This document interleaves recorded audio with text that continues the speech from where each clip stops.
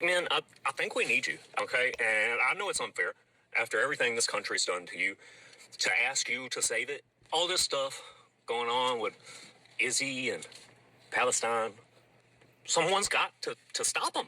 Anytime you get a white guy or even a Jewish Jew speaking out about it, they hit them with the racist label, anti-Semitic, stuff like that. If anyone in this country could speak out about a great evil that everyone is just allowing, just sitting by and denying, it's you. You guys are the experts on this. You can speak on this without any guilt, without being silenced. You guys have the most powerful voice. We need you guys to take that expertise and show this country that it's being evil again. I really believe that only you could do it, but because America is racist. Okay, this country, it is yours. You built it, and they took it from you. But guys, you've got to be our moral compass. I first want to say that I follow this guy. He is one of our new ginger brothers, and he has a good heart. And what he was saying was coming from a good place. However, I would like to kind of put into perspective, and I'm pretty sure that some people have already, I would like to put into perspective, again, why the Black community in mass are not taking to the streets. Now, this is not actually to say that the Black community is doing nothing. I think that a lot of people conflate the Black community not taking to the streets in mass with the Black community not doing anything or not paying any attention or speaking out at all. And there was even a march on Wall Street that happened like last week where Al Sharpton led a whole group of mostly Black and brown people on Wall Street. They all marched, they all spoke, they all protested. So Black men are doing something. Black women are doing something. Black women are holding it down not only in the legislature, but also in the judicial system.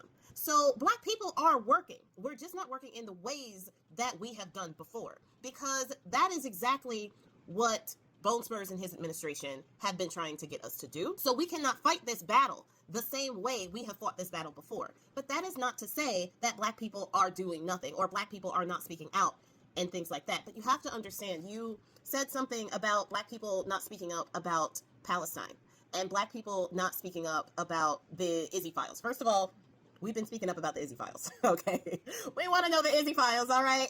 Release the files. But about Palestine, there is a little bit of a history there. And when you understand that history between the Palestinians and their anti-Blackness and what they did to ensure that Kamala Harris not get elected, you may understand a little bit about why at least some of the Black community is not speaking out about Palestine. Because Black people tried to help Palestine. Black people tried with our votes, speaking up before the election.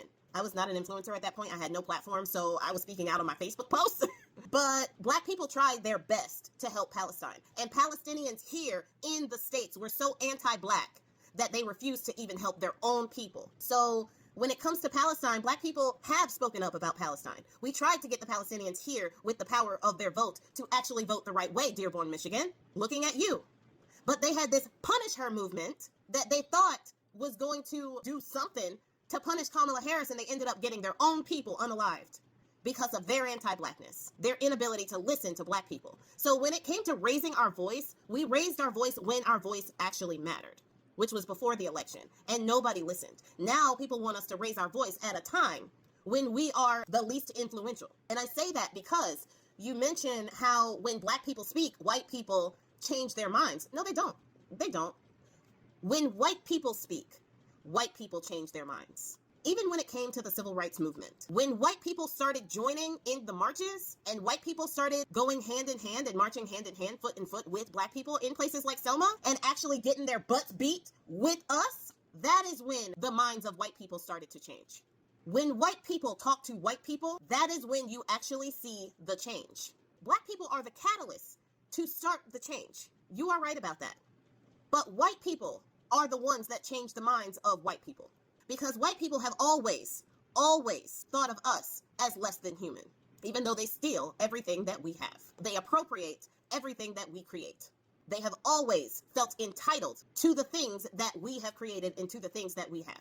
So we have influence, but when it comes to speaking about the atrocities of this country and what has been done to us and our people, they are very quick to dismiss us unless they want to listen, unless they want to change, unless they truly want to be allies. They are very quick to dismiss us as lazy, while also saying that we're taking all of their jobs. They are very quick to make things 10 times harder for us so that we're not on the equal playing field, even though we have been keeping in lockstep with them, even with that 100-pound pack on our back going uphill. White people need to take this stand. And black people realized on November 4th, 2024, that this is a mess that white people put us into en masse. White men specifically. This mess is theirs to clean. Black people have been cleaning up white messes for too long.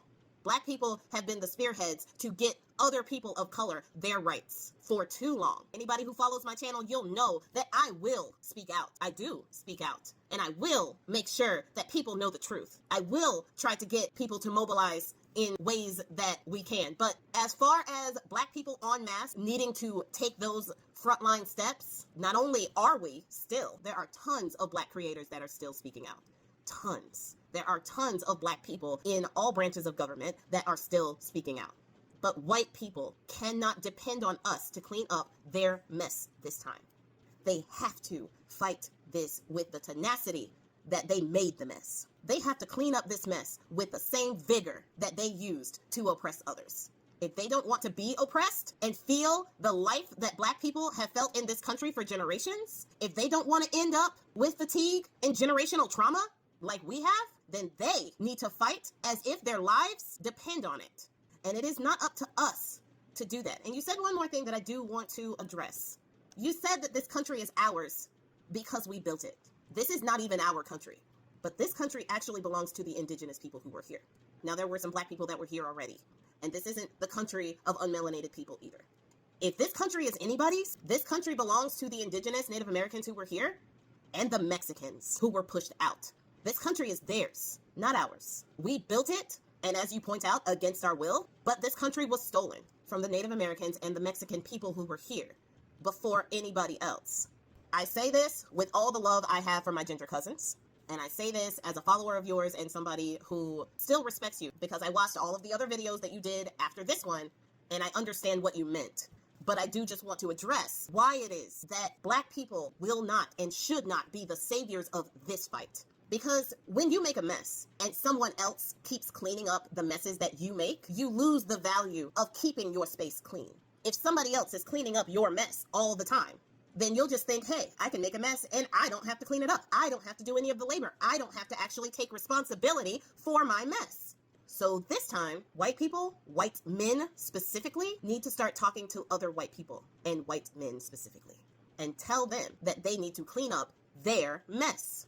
Because we are no longer the maids of America.